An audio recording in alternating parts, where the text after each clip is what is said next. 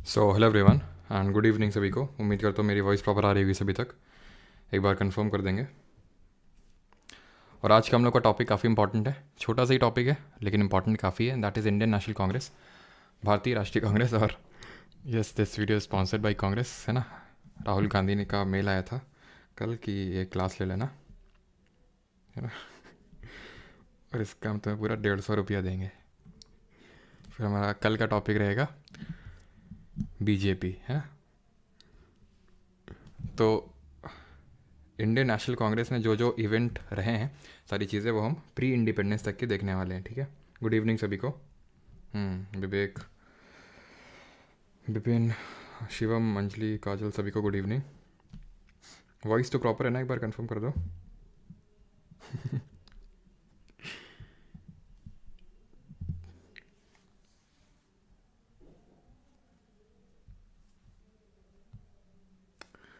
चलो मैं चेक कर लेता हूँ। वीडियो स्पॉन्सर्ड बाय कांग्रेस, है ना।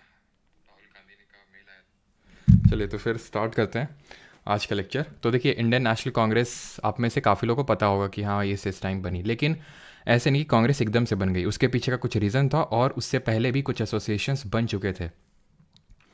बिकॉज कोई भी चीज़ होती है तो धीरे धीरे होती है ना। जैसे कि चलो एग्जांपल जो माइंड में आ रहा था वो नहीं देंगे, बस सिंपल सा ऐसे समझो कि जैसे फॉर एग्जांपल ये बड़ी सी हमें जो चीज़ पार्टी दी जाए। फिर चलो मैं आपको एग्जांपल देता हूँ एक, कि जब हम सक्सेसफुल होते हैं, ठीक है, कि हम इस चीज़ में सक्सेसफुल हो गए, तो लोगों को तो लगता है कि हाँ मतलब सक्सेसफुल हो गए, और रातों रात मतलब जो बोलते हैं ना night success, over night success. लेकिन जो एक्चुअल में सक्सेसफुल होता है उसे पता है कि वो ओवर नाइट सक्सेस नहीं है, बल्कि उसके पीछे भी उसने काफ़ी सारे फेलियर्स रहे हैं और काफ़ी सारे सक्सेसेस भी छोटी छोटी रही हैं। तो उसी तरह इंडियन नेशनल कांग्रेस से जो बड़ा सक्सेस रहा, अब ये दिल पे नहीं लेगा कोई, मतलब हम प्री इंडिपेंडेंस सारी चीज़ें बात कर रहे हैं, ठीक है। तो ये जो इतना सक्सेसफुल रहा, ठीक, तो ऐसे ही नहीं कि एकदम से ये ओरिजिनेट हो गया इंडियन नेशनल कांग्रेस।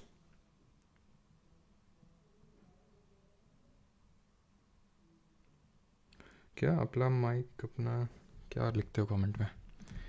चलो तो अभी इस पर फोकस करो जो मैं बता रहा हूँ, ठीक है। तो इंडियन नेशनल कांग्रेस के पहले भी कुछ छोटे छोटे ऐसे एसोसिएशंस बने, एक तरह से इंडियंस के द्वारा अपनी आवाज़ को ब्रिटिशर्स के सामने रखने के लिए। अब देखिए, दो तरह के लोग होते हैं, या फिर उस टाइम पे भी दो तरह के लोग थे। एक वो जो थोड़े से कट्टर टाइप थे, यानी कि नहीं सीधे हम बंदूक के नीचे नहीं उतरेंगे, लाठी वगैरह ये सब डंडे चलाएंगे, यानी कि थोड़े उग्रवादी थे। एक थोड़े नरमवादी थे, ठीक है, यानी कि वो पेटिशंस लिख के ब्रिटिशर्स के सामने अपनी बात सामने रखते थे कि हाँ ऐसी ऐसी प्रॉब्लम्स और इसको सही किया जाए। तो इसलिए जो लिटरेट इंडियंस हैं हम बोल सकते हैं कि उनका एसोसिएशन बनता रहा है, पहले मेनली उन्हीं का बना है एसोसिएशन। उनका हमें देखने को नहीं मिला जो थोड़े से उग्रवादी हैं, क्योंकि वो एकदम इस पे एसोसिएशन बनाने में विश्वास नहीं रखते हैं, ठीक। तो इंडियन नेशनल कांग्रेस हम पढ़ें उससे पहले हम कुछ इंपॉर्टेंट एसोसिएशंस देख लेते हैं जो कांग्रेस के बनने से पहले बने। सबसे पहले बंग भाषा प्रकाशिका सभा। इसकी अगर बात करें तो 1836 में बना था। ये राजा राम मोहन राय के जो एसोसिएट्स थे मेनली उन्होंने बनाया था। एसोसिएट मतलब उनके जो एक तरह से बोल सकते हैं जो साथ में लोग रहते थे, उन्होंने इसकी स्थापना करी थी 1836 में। यहाँ पे हमें सिर्फ इतना याद रखना है कब बना, किसने बनाया, बस। और कुछ हमें इसके रिगार्डिंग डिटेल्स ज़्यादा जानने की ज़रूरत है नहीं। ईस्ट इंडिया एसोसिएशन की अगर बात करें तो 1866, कहीं कहीं पे 1867 लिखा हुआ है, तो इतना मतलब टेंशन लेने की ज़रूरत नहीं कि सर अगर दोनों ऑप्शन में होगा तो, क्योंकि मुझे पता है ऐसा ही डाउट आता है ये बताने के बाद। तो 1866 यहाँ पे आप लिख लो, ठीक है। और इसके फाउंडर हैं दादा भाई नौरोजी। अब इनके बारे में हम थोड़ा सा डिटेल में पढ़ेंगे अगली स्लाइड में, ठीक है। दादा भाई नौरोजी तो ये काफ़ी इंपॉर्टेंट पर्सनैलिटी है। अगर मैं बात करूँ दादा भाई नौरोजी की, तो काफ़ी इंपॉर्टेंट पर्सनैलिटी, और इनसे क्वेश्चन बनने के बहुत ज़्यादा चांसेस रहते हैं। और किस किस तरह के क्वेश्चन बनेंगे वो भी हम देखेंगे। पूना सार्वजनिक सभा की अगर बात करें तो ये 1870 के टाइम पे बनता है, 1870 के टाइम पे। और ये बनाते हैं मेनली MG रानाडे। कौन? MG रानाडे। इंडियन लीग की अगर बात करें तो ये इंडियन लीग बनता है इन द ईयर 1875, 1875। यहाँ पे सब ऑर्डर में लगे हुए हैं, और इसको बनाया था शिशिर कुमार घोष ने।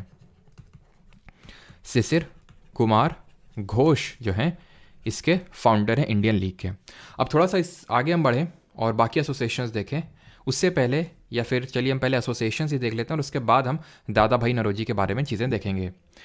इंडियन एसोसिएशन की अगर मैं बात करूं तो 1876, याद करिए 1875 में इंडियन लीग बनता है, और देन इंडियन एसोसिएशन, या फिर इसी को हम इंडियन नेशनल एसोसिएशन भी बोल देते हैं। अगर इंडियन नेशनल एसोसिएशन करके पूछ ले तो भी आपको पता होना चाहिए कि दोनों सेम चीज़ ही हैं। 1876 में ये बनता है और इसके मेनली जो फाउंडर थे सुरेंद्र नाथ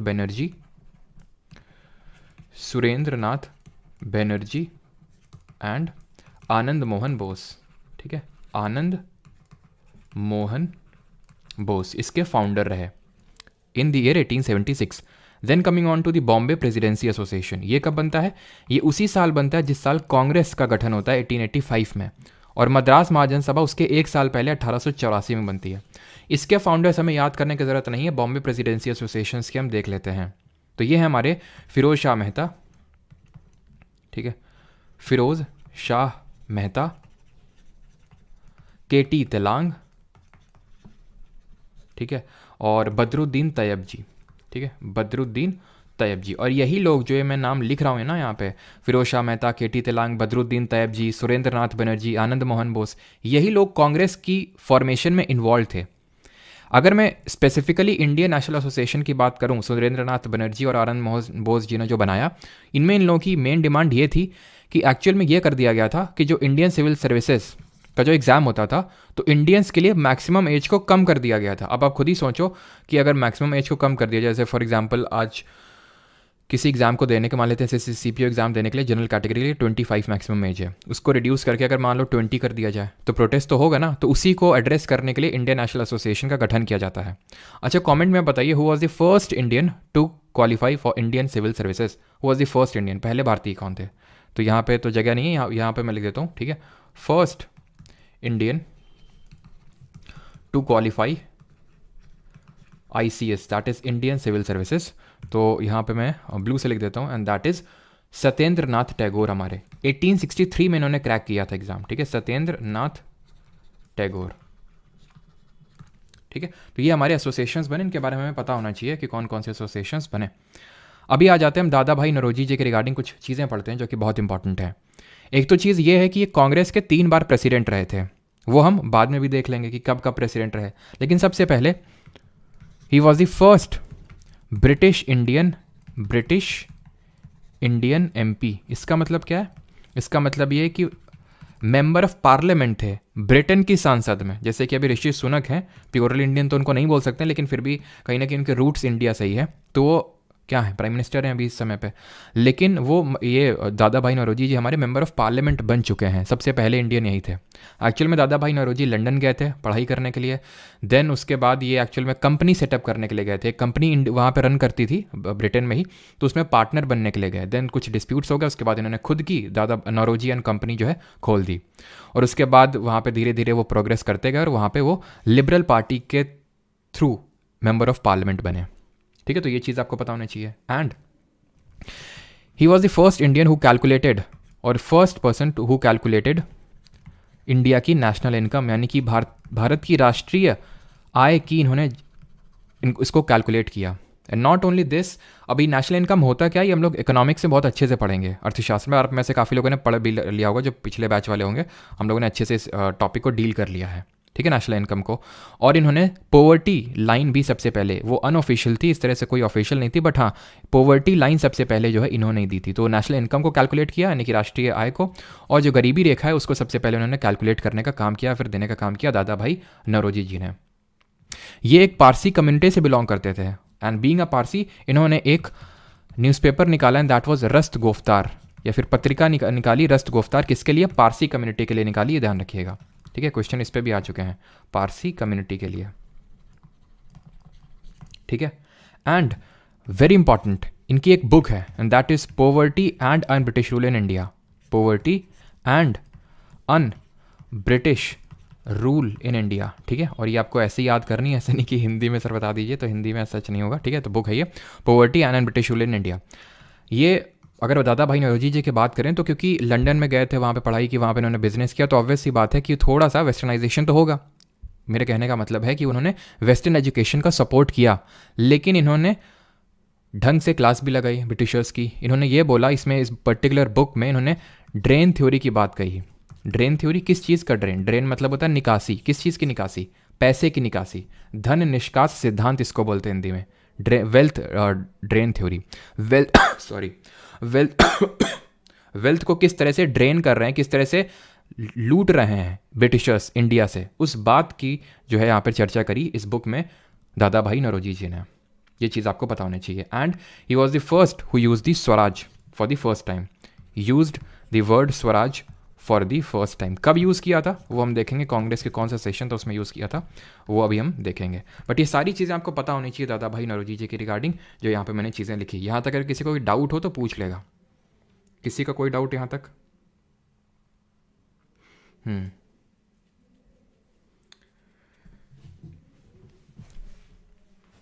चलिए आगे बढ़े। अभी एसोसिएशंस देख लिए, अब एक्चुअल में देखेंगे फॉर्मेशन ऑफ कांग्रेस।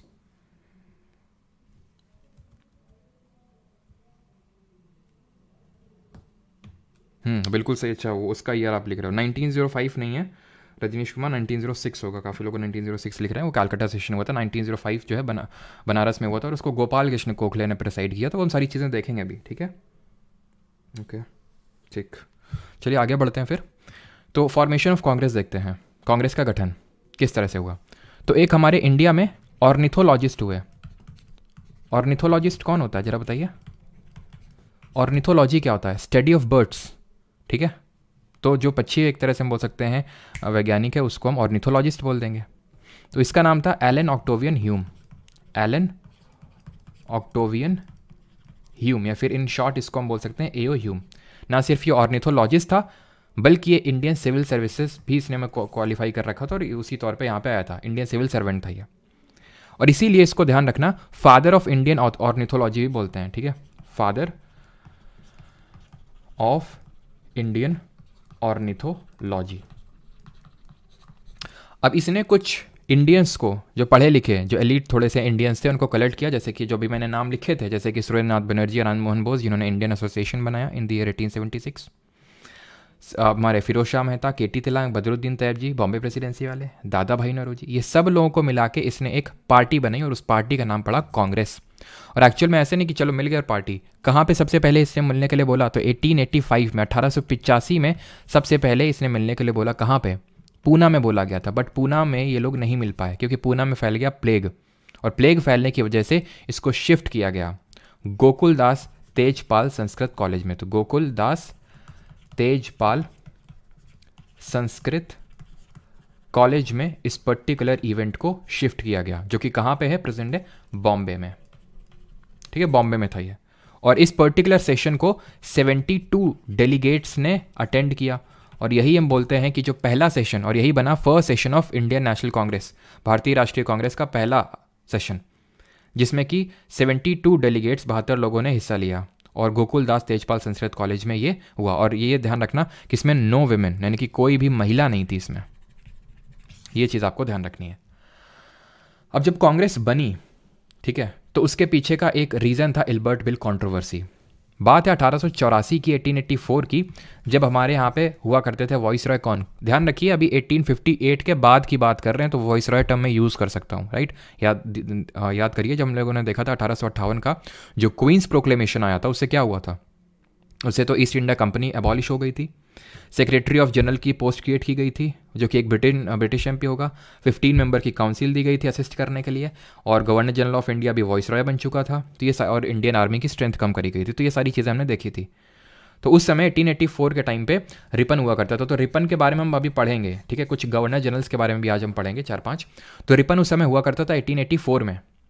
तो इस, और उस टाइम पे इल्बर्ट हुआ करता था लॉ कमीशन का, जो इसका एग्जीक्यूटिव काउंसिल था, उसका ये चेयरमैन था, ठीक है? लॉ मेंबर था, एक तरह से बोल सकते हो लॉ मेंबर था इल्बर्ट। ये जो अभी मैंने आपको चीज़ बताई कि एग्जीक्यूटिव काउंसिल का लॉ मेंबर था, वो रटने की ज़रूरत नहीं है। ये मैंने इसलिए बताई ताकि आपको पता हो कि रिपन अलग है, इल्बर्ट अलग है, और इल्बर्ट रिपन से नीचे है। तो इल्बर्ट को इसने, रिपन जी ने बोला कि आप एक ऐसा है, फिर मेन क्योंकि जो रिपन था उसके आगे हम लॉर्ड लगा सकते हैं। अब यहाँ पे अब देखिएगा मैं लॉर्ड वगैरह नहीं, बहुत ही अवॉइड करूँगा लगाना, ठीक है? क्योंकि लॉर्ड पहले थे, अब नहीं हमारे लिए, ठीक है? क्योंकि अब हम आज़ाद हो चुके हैं। लेकिन रिपन थोड़ा सा उदारवादी था, थोड़ा लिबरलिस्टिक हम बोल सकते हैं, और इसने काफ़ी थोड़े से अच्छी चीज़ें करी इंडियंस के लिए। और उनमें से एक अच्छी चीज़ इसने करने का सोचा, ये जो बिल आया, एक्चुअल में मैं इसको इल्बर्ट बिल इसलिए बोल रहा हूँ बिकॉज इसको कंपोज इल्बर्ट ने किया था, लेकिन इसका ये मेन पूरा जो एक्ट था that was criminal procedure code amendment act 1884।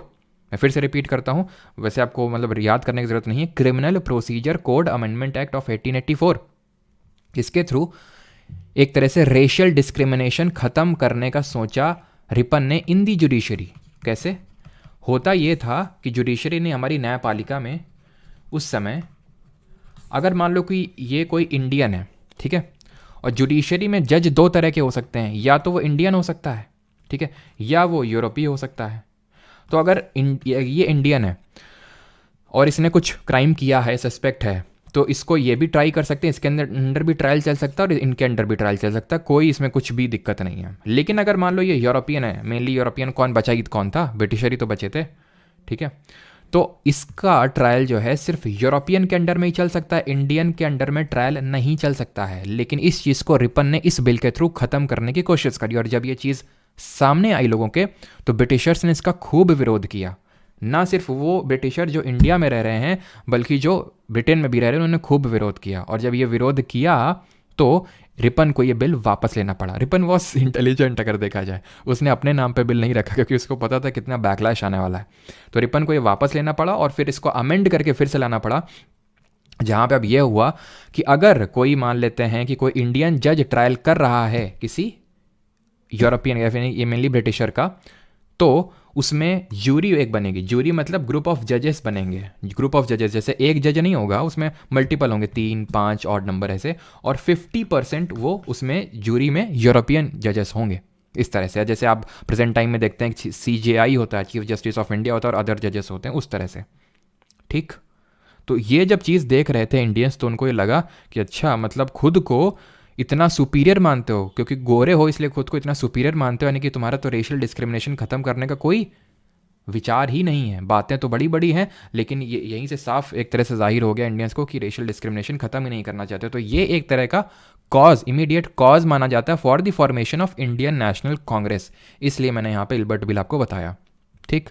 अब आते हैं डिफरेंट थ्योरीज कांग्रेस को जो बनी, तो उसमें डिफरेंट लोगों की डिफरेंट ओपिनियंस थे। जैसे कि लाला लाजपत राय जी ने सेफ्टी वॉल थ्योरी दी।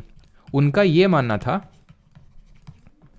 कि जिस तरह से 1857 की क्रांति हुई थी, एकदम सिपाही म्यूटिनी जिसको हम बोलते हैं, सिपाही विद्रोह, क्योंकि उसमें सिपाहियों ने बहुत विद्रोह किया और फिर और भी लोग जुड़े, महाराजा भी कुछ जुड़े। तो 1857 में हुआ था कि डिसकंटेंट, एक तरह से जो आक्रोश अंदर ही अंदर वो बढ़ रहा था और वो एकदम से फूट पड़ा। तो उस तरह का जो आक्रोश अंदर ही अंदर जो प्रेशर बन रहा है, उसको प्रेशर को रिलीज करने के लिए सेफ्टी वॉल्व के तौर पे ये एक्ट करेगी कांग्रेस, ऐसा लाला लाजपत राय का कहना था। तो ये ब्रिटिशर ने, क्योंकि एलन ऑक्टेवियन ह्यूम तो ब्रिटिशर ही था, तो लाला लाजपत राय ने अपनी एक जर्नल आता था जिसका नाम था यंग इंडिया, उसमें यह बात कही कि इन अंग्रेजों ने जो है कांग्रेस को बस इसीलिए बनाया है ताकि जो प्रेशर अंदर से वो बनेगा तो उसको कांग्रेस के थ्रू रिलीज़ कर देंगे। रिलीज़ कैसे कर देंगे कि भाई कांग्रेस वालों से बोलें कि लोगों को थोड़ा सा मना लो, कि तो लोगों से बोल दो नहीं, ये जो हम बिल लाएँ इस अच्छे के लिए लाएँ। तो लाला लाजपत राय मतलब एक तरह से अगेंस्ट में थे इसके बनने पर। कॉन्स्पिरेसी थ्योरी RP दत्त ने दी थी। इनका ये मानना था कि भाई ये जो कांग्रेस बनी है ये कॉन्स्पिरेसी के थ्रू बनी है, मतलब कि कॉन्स्पिरेसी इन द सेंस कि कुछ गलत करने के लिए, तो ये भी एक नेगेटिव साइड में ही थी थ्योरी। लाइटनिंग कंडक्टर थ्योरी रखी थी गोपाल कृष्ण गोखले ने, जो कि गांधी जी के पॉलिटिकल गुरु भी हैं। अब ये तो अगर हम देखें, अगर आप में से कुछ लोग जानते होंगे, तो गोपाल कृष्ण गोखले थोड़े से मॉडरेट साइड में थे, यानी कि कुछ ऐसा विद्रोह टाइप नहीं करते थे। जैसे लाल बाल पाल हम सुनते हैं, तो ये थोड़े से विद्रोही टाइप थे, लाला लाजपत राय, बाल गंगाधर तिलक और बिपिन चंद्र पाल। लेकिन गोपाल कृष्ण गोखले तो बहुत ही मॉडरेट टाइप थे, है ना। तो एक्चुअल में ये जो थ्योरी है लाइटनिंग कंडक्टर थ्योरी है, अगेंस्ट में नहीं है। इन्होंने ये बोला था कि हाँ, हमें ये बात पता है कि A.O. ह्यूम ने इसीलिए हो सकता है बनाई हो सेफ्टी वॉल्व के लिए ही, ताकि जो भी एक्स्ट्रा प्रेशर बने वो रिलीज़ किया जा सके और इस तरह से अपने फ़ायदे के लिए बनाई हो। लेकिन अगर हम भी कुछ अगर ऐसा करेंगे, मतलब कि कुछ भी अगर, क्योंकि हम इस तरह का अगर पॉलिटिकल ऑर्गेनाइजेशन बनाते तो ब्रिटिशर हमें रोक देते, ब्रिटिशर हमें बनाने ना देते, और हम कुछ भी एक्टिविटी उसके थ्रू करते तो ब्रिटिशर हमें करने ना देते, रोक देते। तो इसलिए वो हमारे लिए जो है एक शील्ड की तौर पे एक्ट करेगी कांग्रेस, या फिर जो A.O. ह्यूम है। तो उस वहीं से आया ये लाइटनिंग कंडक्टर थ्योरी। क्लियर। अब इसमें डफरिन के भी कुछ ओपिनियन थे। डफरिन उस समय वॉइस रॉय हुआ करता था जब कांग्रेस बनी, ठीक है। तो जब कांग्रेस बनी ना, अच्छा जल्दी से बताइए, जब 1857 का रिवोल्ट हुआ, when who was the governor general, कौन था गवर्नर जनरल ऑफ इंडिया? तो जब कांग्रेस बनी तो Dufferin was the voice Roy. अब ये जो डफरिन है, जो वॉइस रॉय था उस समय, इसका कहना था कि Congress is a factory of sedition. Congress को उसने फैक्ट्री ऑफ सेडिशन बोला। फैक्ट्री ऑफ सेडिशन, सेडिशन का मतलब क्या होता है? सेडिशन का मतलब होता है राजद्रोह। सेडिशन का मतलब होता है राजद्रोह, यानी राजद्रोह की फैक्ट्री, यानी कि जो कांग्रेस वाले हैं ये राजद्रोह फैलाएंगे। जिस तरह 1857 की क्रांति हुई और उस तरह की फिर से क्रांति हो सकती है क्योंकि कांग्रेस वाले राजद्रोह फैला रहे हैं कांग्रेस को बना के। तो ये डफरिन का मानना था जो उस समय वॉइस रहा था, ठीक है। और ये थ्योरी मैंने को बता दी, इसको सेफ्टी वॉल थ्योरी हिंदी में बोलते हैं और कॉन्स्पिरेसी थ्योरी को आप हिंदी में षड्यंत्र सिद्धांत बोल सकते हैं, ठीक है, षड्यंत्र सिद्धांत। ऑलराइट, चलिए इतनी चीज़ क्लियर सभी को, यहाँ तक किसी कोई डाउट तो नहीं है। देन हम अभी आएंगे, अगला जो हमारा स्लाइड रहेगा that will be the important sessions of Congress. किसी को यहाँ तक कोई डाउट तो नहीं है? कैनिंग था, बिल्कुल सही है, 1857 में Canning was the governor general, बिल्कुल सही। शिवांगी, फरीन, शिखा, नितिन, अमिता, नैतिक। सर नोट्स ब्लर आ रहे हैं, कुछ सोल्यूशन बताइए। नोट्स आदित्य आप एक बार कंफर्म करिए कि वो वेबसाइट में ब्लर आ रहे होंगे, एप्लीकेशन में ब्लर नहीं है। और वो वेबसाइट वाला भी सही आई थिंक हो चुका है जितना मुझे पता चला था, क्योंकि आप में से किसी ने ये नहीं बताया था कि वो वेबसाइट में ब्लर आ रहे हैं, ठीक है। तो इस चीज़ को थोड़ा सा देख लीजिएगा, है ना।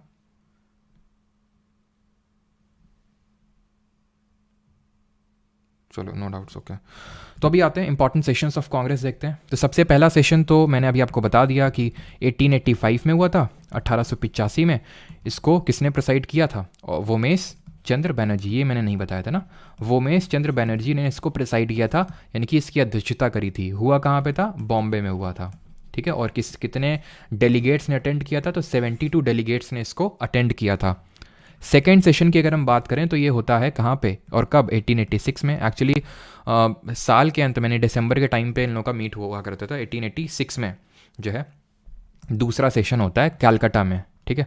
चलो यहाँ पे क्योंकि दूसरे नंबर पे हम लोग लिख रहे हैं कि किसने प्रेसाइड किया, तो वही लिख लेते हैं, दादा भाई नौरोजी जी ने, ठीक है। और एक चीज़ तो मैंने आपको बताई नहीं दादा भाई नौरोजी जी की रिगार्डिंग, कि इनको हम grand old man of India के नाम से जानते हैं, ठीक है। किस नाम से जानते हैं?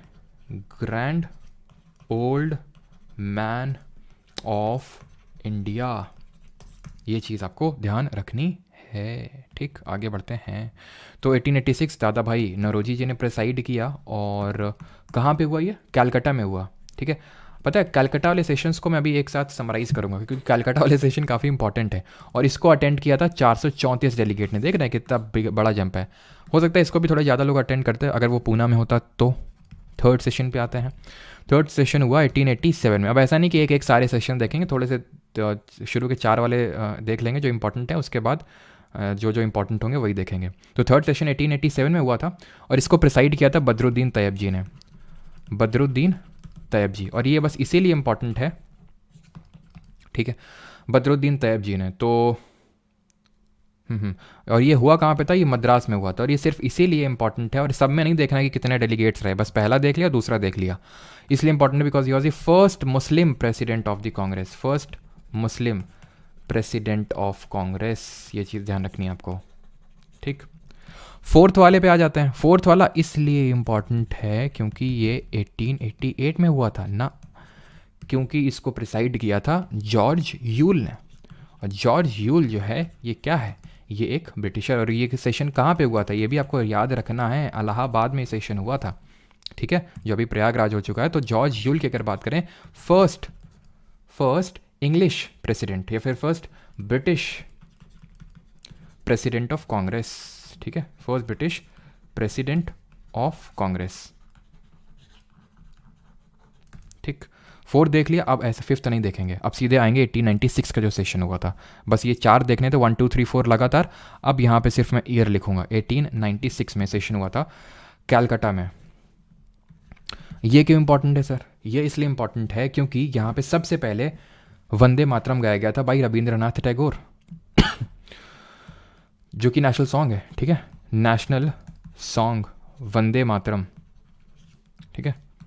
Vande Mataram was sung for the first time, was sung for the first time, यानी कि सबसे पहली बार गाया गया था। किसके द्वारा? रविंद्रनाथ टैगोर। लेकिन उन्होंने ये नेशनल सॉन्ग लिखा नहीं था। किसने लिखा था जरा बताइए? वंदे मातरम किसने लिखा था? तो ये लिखा था, यहाँ पे लिख देता हूँ, ये गाया था रविंद्रनाथ टैगोर जी ने। इन शॉर्ट में टैगोर लिख देता हूँ, ठीक है। और वंदे मातरम ये लिखा था बंकिम चंद्र चटर्जी, जो उनकी नॉवेल थी आनंद मठ, उसी में ही ये एक पोएम थी, जिसको कि हमने बाद में नेशनल सॉन्ग अडॉप्ट कर लिया। कब अडॉप्ट किया? पॉलिटी में पढ़ेंगे 24 जनवरी 1950 को, ठीक। 1896 देख लिया, अभी आते हैं। और ये वैसे तो पूछेगा नहीं, लेकिन अगर पूछ ले, रहमतुल्लाह करके एक थे हमारे, उन्होंने इसको प्रिसाइड किया था। यहाँ पे मैं लिख नहीं रहा हूँ, ठीक है, क्योंकि शायद ही पूछे, तो रहमतुल्लाह बस याद रख लो। अगर पूछ भी लेगा तो भी आप कर लोगे, ठीक है, रहमतुल्लाह। 1901 पे आते हैं। 1901 का सेशन भी कैलकाटा में ही हुआ, ठीक है। और ये क्यों इंपॉर्टेंट है? बिकॉज यहाँ पे सबसे पहले first time Gandhi appeared. First time पे हमें किसी कांग्रेस के सेशन में गांधी जी की अपीयरेंस दिखती है। गांधी जी ने कांग्रेस के सिर्फ एक ही सेशन को प्रिसाइड किया था, वो 1924 में हुआ था, वो हम देखेंगे। लेकिन ये उन्होंने प्रिसाइड नहीं किया यहाँ पे 1901 में, इनकी अपीयरेंस देखने को मिली, यानी कि देखने पाए गए, ठीक है। तो first time Gandhi appeared in the session of Congress. बस मैं इन शॉर्ट गांधी अपीयर्ड लिख रहा हूँ, ठीक है। तो कैलकाटा में सेशन हुआ था। प्रिसाइड किसने किया था? डी वाचा करके थे, तो वो भी यहाँ पे मैं लिख नहीं रहा हूँ बिकॉज वो इंपॉर्टेंट नहीं है। Now 1905 and 1906।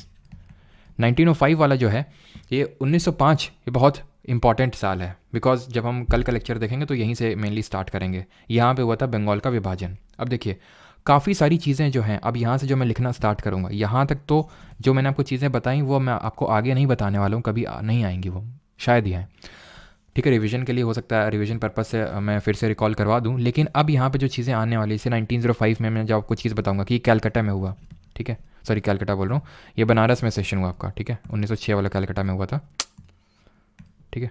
तो 1905 वाला ये है जो आपका बनारस में सेशन हुआ, और इसको प्रिसाइड किया था गोपाल कृष्ण गोखले जी ने। यहाँ पे स्वदेशी को लेके थोड़े से इंपॉर्टेंट चीज़ें हुई थी। अब वो स्वदेशी वगैरह यानी कि प्रोक्लेमेशन हुआ था स्वदेशी मूवमेंट का। अभी स्वदेशी क्या था, क्यों था, ये तभी मैं आपको बताऊंगा जब कल हम लोग पढ़ेंगे। 1906 में ये सेशन हुआ था कैलकाटा में, ठीक है, कैलकाटा में सेशन हुआ था, और इसको दादा भाई नौरोजी जी ने प्रिसाइड किया था। और ये और भी इंपॉर्टेंट है बिकॉज इसमें 4 रेजोल्यूशन लिए गए थे। किस चीज़ को लेके? स्वराज, बॉयकॉट, स्वदेशी और नेशनल एजुकेशन। अब क्यों लिए गए थे ये भी आपको मैं कल बताऊंगा। तो यहाँ पे बस मैं अभी लिखे दे रहा हूँ कि 4 रेजोल्यूशंस अडॉप्टेड, ठीक है। और ये चीज़ मैं आपको कल के लेक्चर में बताऊंगा, ठीक है। Adopted 4 resolutions. देन आते हैं 1907, ये इंपॉर्टेंट है, सूरत में हुआ था।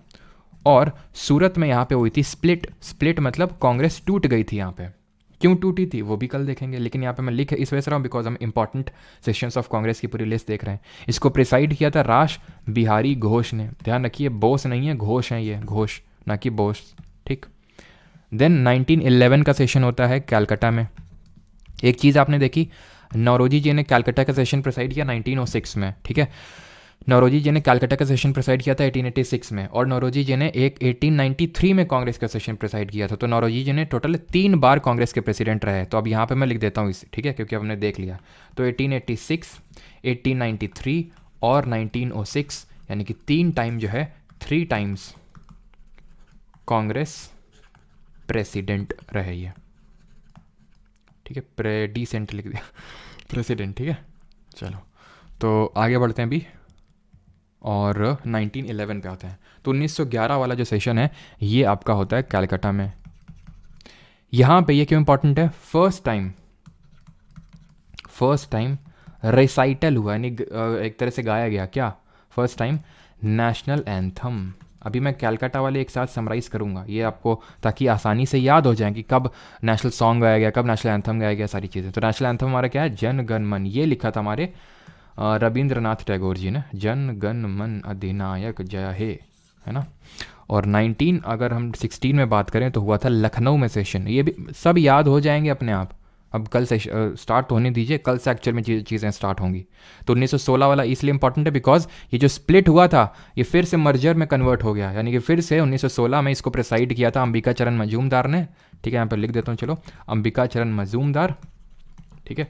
और यहाँ पे एक्सट्रीमिस्ट को वापस अंदर लिया गया था बिकॉज यहाँ पे एक्सट्रीमिस्ट को भगा दिया गया था। एक्सट्रीमिस्ट क्या है नहीं समझ में आ रहा, कोई दिक्कत नहीं, कल से सब आ जाएगा। तो यहाँ से एक तरह से फिर से मर्जर हो गया था, ठीक है। और यहाँ पे एक पैक्ट भी साइन हुआ था कांग्रेस के बीच में और मुस्लिम लीग के बीच में, ठीक है।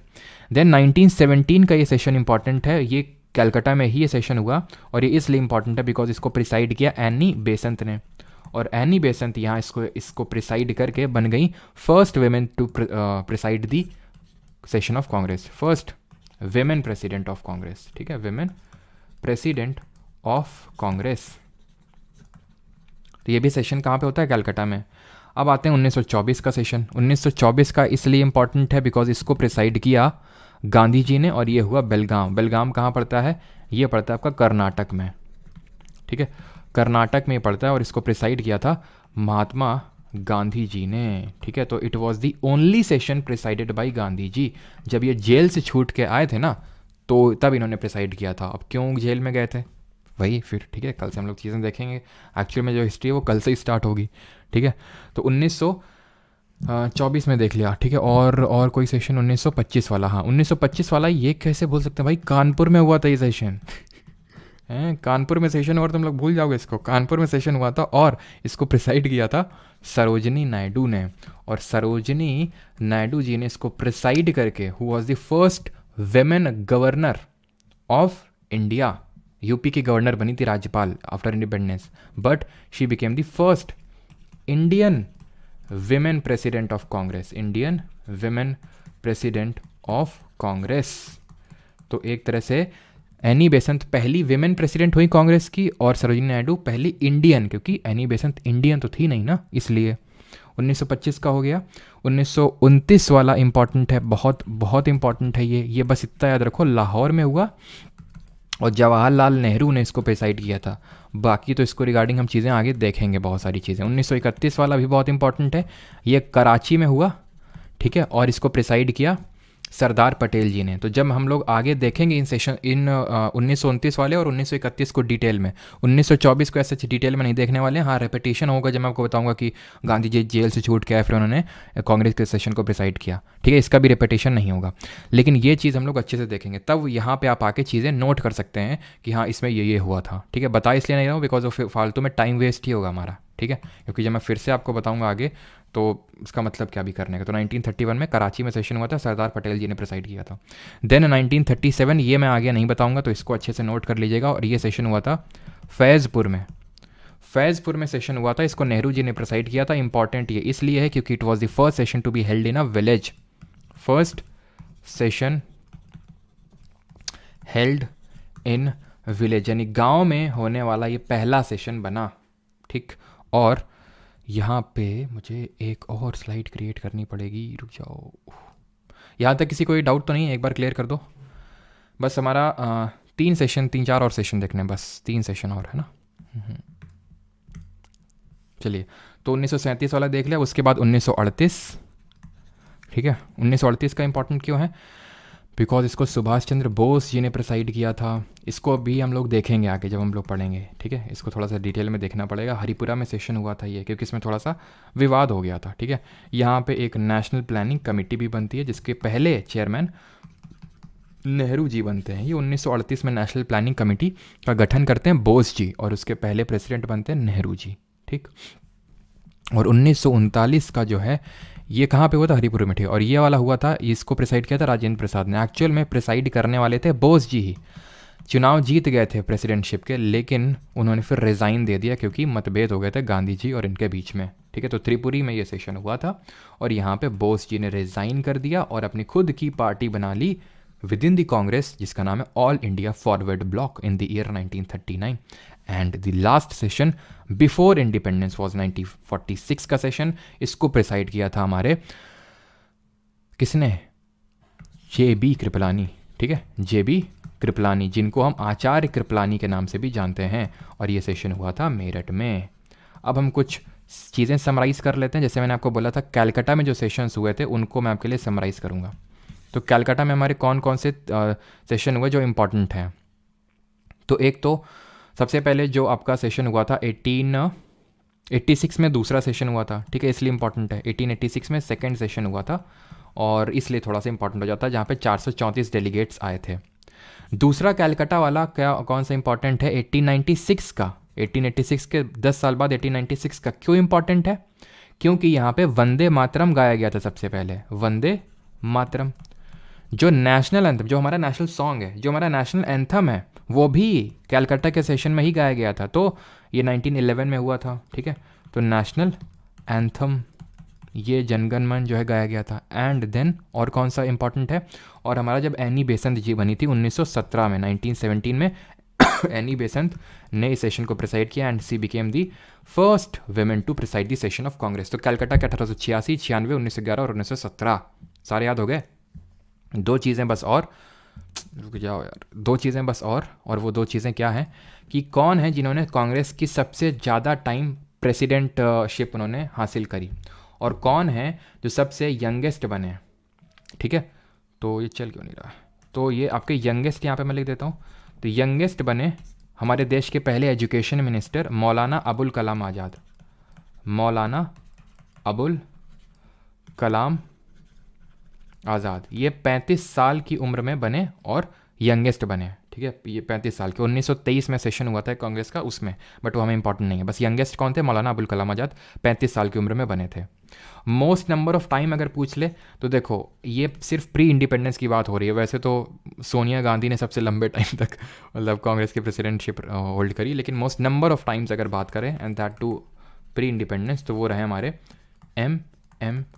ये कौन है एम? बताइए जल्दी से। मदन मोहन मालवीय। ठीक है, और कौन सा अगर पूछ ले कौन सा अंग्रेज 2 बार रहा है, ठीक है, तो वो विलियम वेडरबर्न रहा है। ठीक है, विलियम वेडरबर्न 2 बार जो है कांग्रेस का प्रेसिडेंट रहा है, वेडरबर्न।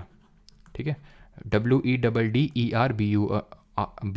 ठीक है, विलियम वेडरबर्न ये 2 बार रहा है, ट्वाइस। कांग्रेस वाला हमारा टॉपिक खत्म हो जाता है। अब कांग्रेस तक के जितने भी हमारे गवर्नर जनरल या फिर वॉइसरॉय रहे हैं उनके बारे में इन शॉर्ट हम कुछ चीज़ें देखने वाले हैं। ठीक है,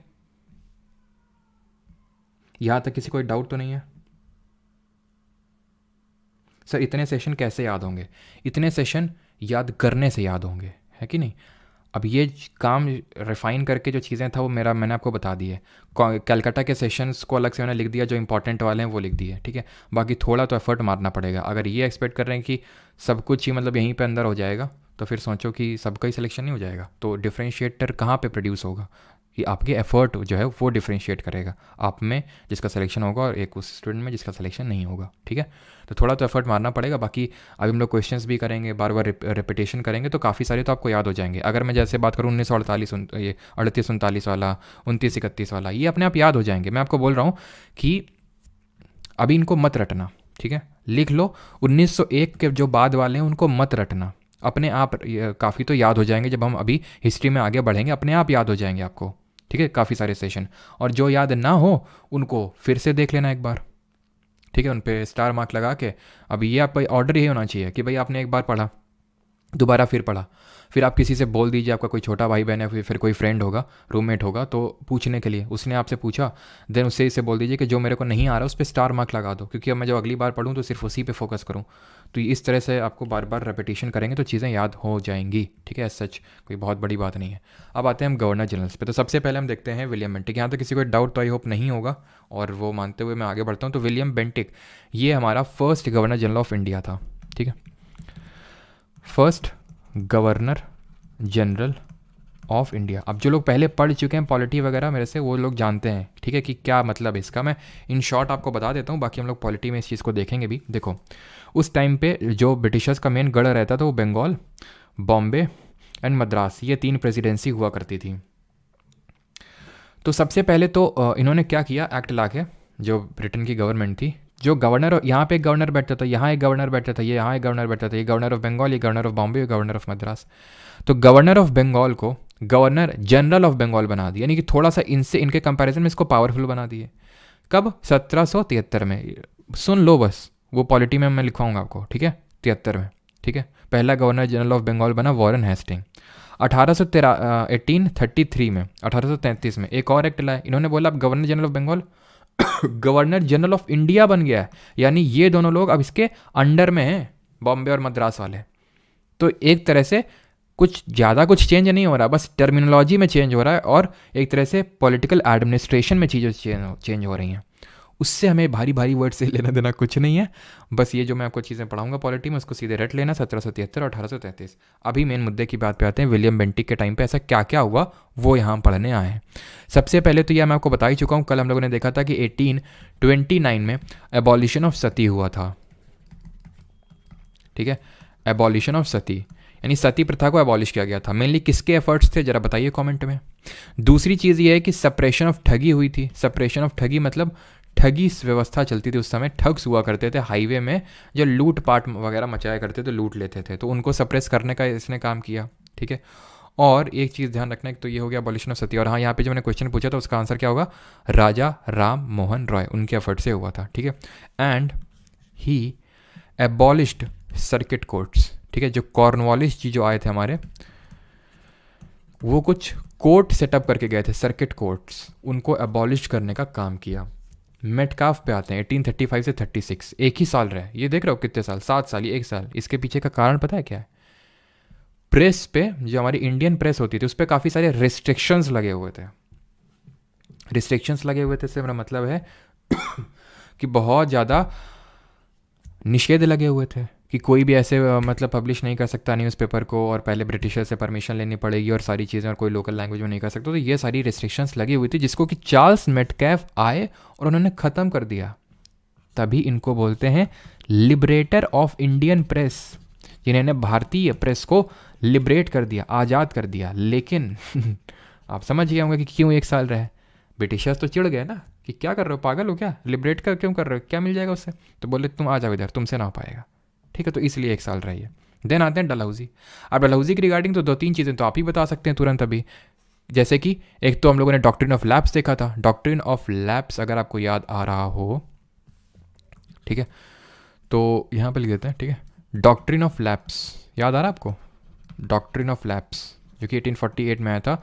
क्यों लाया था ये डलहौजी, और ये था क्या, वो सब हमने देखा था। और सबसे पहला स्टेट कौन सा कैप्चर किया था, ये ज़रा बता दीजिए जल्दी से। सबसे पहला कौन से वो किया था, फर्स्ट ट्रेन या फिर फर्स्ट रेलवे लाइन वो रन करी थी इसी के टाइम पे। वो कोई मतलब ऐसी पैसेंजर नहीं थी, गुड्स कैरियर थी वो, ठीक है। तो फर्स्ट रेलवे लाइन स्टार्ट हुई थी कब, 1853 1853 में बॉम्बे टू थाने में स्टार्ट हुई थी, यानी बॉम्बे से थाने, ये स्टार्ट हुई थी डलहौजी के टाइम पे ही।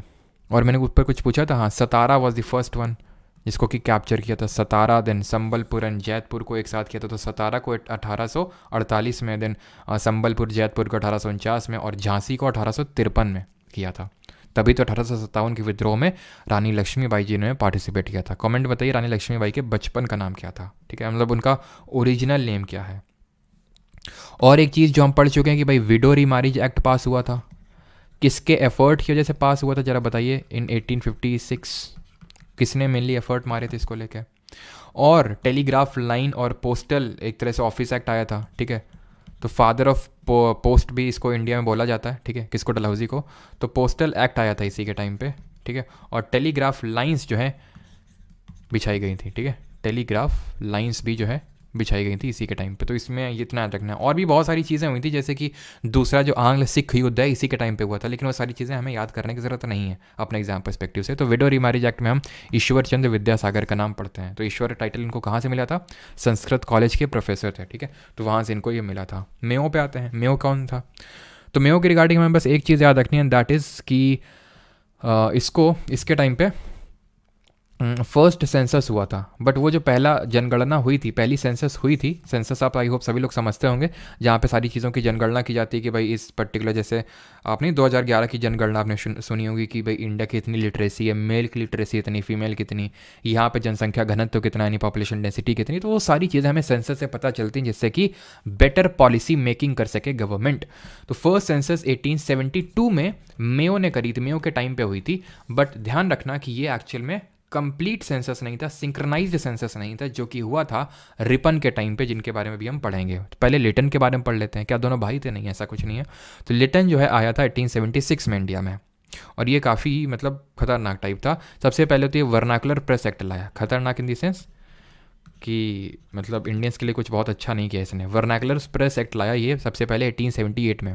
वर्नाकुलर का क्या मतलब होता है, मैंने आपको पहले बताया था, लोकल लैंग्वेज। तो यानी लोकल लैंग्वेज के जो न्यूज़पेपर हैं उनमें प्रतिबंध लगाने का ये लेके आया कि भाई, क्योंकि बहुत सारे न्यूज़पेपर पढ़ रहे थे, मतलब गुजराती में, पंजाबी में, हर लोकल लैंग्वेज में, और सब कोई ब्रिटिशर के खिलाफ छाप रहा था। तो इससे तो ब्रिटिशर्स को दिक्कत थी। तो इसलिए जो है वर्नाकुलर प्रेस एक्ट को लाया था लिटन इन 1878। थोड़ा सा चलिए हम प्रेस के बारे में पढ़ लेते हैं कि इंडिया में सबसे पहला एक तरह से न्यूज़पेपर कब पब्लिश हुआ। तो रिविज़न टाइम यहाँ पर हम देख लेते हैं, ठीक है, इसी में। तो सबसे पहला न्यूज़पेपर 1780 में आया, 1780 में, क्योंकि अभी हमने चार्ल्स मेटकाफ की भी बात करी ना, लिबरेटर ऑफ इंडियन प्रेस बोलते हैं, ठीक है। तो एक्चुअल में 1780 में एक ब्रिटिशर ही था, उसका नाम था जेम्स ऑगस्टस हिक्की। बिजनेसमैन था, वहाँ उसका बिजनेस चल वल नहीं रहा था, इंडिया में आया ऑगस्टस हिक्की। तो उसने सोचा हमारा तो चल नहीं रहा है, ईस्ट इंडिया कंपनी कभी नहीं चलने देंगे। तो ईस्ट इंडिया कंपनी के खिलाफ काफ़ी इसने चीज़ें पब्लिश करी, जिसको कि लेके फिर इसको भी मतलब तुरंत इस केस पे बैन लगाया गया। और इसका नाम क्या था, जेम्स ऑगस्टस हिक्की ने क्या पब्लिश किया था, नाम क्या था इसका, बंगाल गैजेट। तो बंगाल गैजेट भारत का पहला न्यूज़पेपर था, ये चीज़ ध्यान रखना है, फर्स्ट न्यूज़पेपर ऑफ इंडिया, ठीक है, फर्स्ट न्यूज़पेपर ऑफ इंडिया, ये चीज़ ध्यान रखना है। चलिए कुछ फेमस पर्सनालिटी यहाँ पे न्यूज़पेपर देख लेते हैं, जैसे कि स्वामी विवेकानंद जी हो गए, ठीक है। स्वामी विवेकानंद जी का एक था, उसका नाम था प्रबुद्ध भारत, ये चीज़ ध्यान रखना, ठीक है, प्रबुद्ध भारत, ठीक है। अभी हमने मौलाना अबुल कलाम आज़ाद के बारे में पढ़ा, जो कि हमारे देश के पहले एजुकेशन मिनिस्टर थे और यंगेस्ट कांग्रेस के प्रेसिडेंट रहे, अबुल कलाम आज़ाद। इनका था एक, ध्यान रखना, अल हिलाल करके, ठीक है, अल हिलाल। बाकी लोग हम आगे भी पढ़ेंगे, जैसे अम्बेडकर जी का भी हम पढ़ेंगे आगे, एक अम्बेडकर जी का था मूक नायक, ठीक है, अम्बेडकर जी का था मूक नायक। बाकी गांधी जी वगैरह इन सब के हम आगे पढ़ेंगे, ठीक है, तो चिंता ना करिएगा, वो आगे हम देखेंगे, ठीक। तो ये अभी के लिए याद कर लीजिएगा, बिकॉज विवेकानंद के तो हम आगे देखेंगे नहीं, और ये भी आगे नहीं देखेंगे, तो इनके रट लीजिएगा, और ये भी शायद ना देखें, तो ये आप रट लीजिएगा, अबुल कलाम आज़ाद का अल हिलाल, तभी यहाँ पे मैंने लिखा यहाँ पे। तो वर्नाकुलर प्रेस एक्ट लाया, वो था क्या आप समझिए, एक आर्म्स एक्ट भी लाया।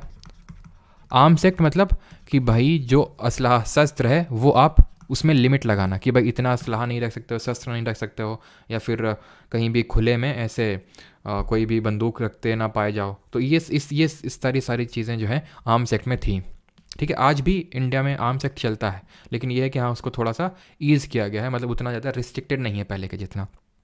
अब आते हैं रिपन पे। तो रिपन में तो सबसे पहले तो हमने यही देखा कि इल्बर्ट बिल कंट्रोवर्सी हुई थी इसके टाइम पे, इल्बर्ट बिल कंट्रोवर्सी हुई थी इसके टाइम पे, एक चीज़ तो हमने यही देखी थी। और इसने इस वर्नाकुलर प्रेस एक्ट को लिबरेट किया, तभी मैंने बोला रिपन थोड़ा सा उदारवादी था, इसने इंडियंस के लिए अच्छी चीज़ें करी, ठीक है। तो ही रिपील्ड, यानी कि इसने ख़त्म कर दिया क्या, वर्नाकुलर प्रेस एक्ट जो था, ये चीज़ आपको समझ में आ गई। और तीसरी चीज़ जो है आपको याद रखनी है, दैट इज़ कि जो पहला कंप्लीट या फिर फर्स्ट सिंक्रोनाइज्ड या फिर हम बोल सकते हैं कंप्लीट जो सेंसस हुआ वो इसी के टाइम पे हुआ, फर्स्ट सिंक्रोनाइज्ड या फिर कंप्लीट सेंसस जनगणना इसी के टाइम पे हुई थी। कब, 1881, 1872 में मेयो ने करवाई थी, बट वो इनकम्प्लीट एक तरह से आप मान सकते हैं। कंप्लीट 1881 में हुई थी रिपन के टाइम पे, क्लियर है यहाँ तक। और इसके बाद हमें पता है 84 की बात कर रहा है रिपन, और रिपन के बाद कौन आता है, डफरिन, जिसके टाइम पे कांग्रेस हमारी बनी थी। तो यहीं तक हम देखेंगे रिपन तक, ठीक है। बाकी हम आगे के अब नहीं देखेंगे, और आगे के जो होंगे वो हम आगे देखते जाएंगे, ठीक है। बिकॉज यहाँ तक कभी हम लोगों ने कंप्लीट कर ली हिस्ट्री, तो यहाँ तक इसलिए मैंने आपको बताया भी, ठीक है। अब थोड़ा सा ये रिविजन टाइम है, और किसी को डाउट होगा तो पूछ लेगा। रिविजन में हम लोग सारी चीज़ें जल्दी जल्दी रिवाइज करते हैं। और ये चीज़ ध्यान रखना, father of local self government भी बोलते हैं इसको, ठीक है, रिपन को फादर ऑफ क्या शिवांगी तो फादर ऑफ इंडियन सेंसस, हाँ फादर ऑफ इंडियन सेंसस भी बोलते हैं, ठीक है। Father of local self government, जिसको हिंदी में बोलते हैं स्थानीय स्वशासन का जनक, father of local self government यानी स्थानीय स्वशासन का जनक। चीज़ ध्यान रखना, ये इंपॉर्टेंट है, बहुत इंपॉर्टेंट है ये पॉइंट, ठीक है। इसको रट लेना एकदम, किसको बोलते हैं, रिपन जी को।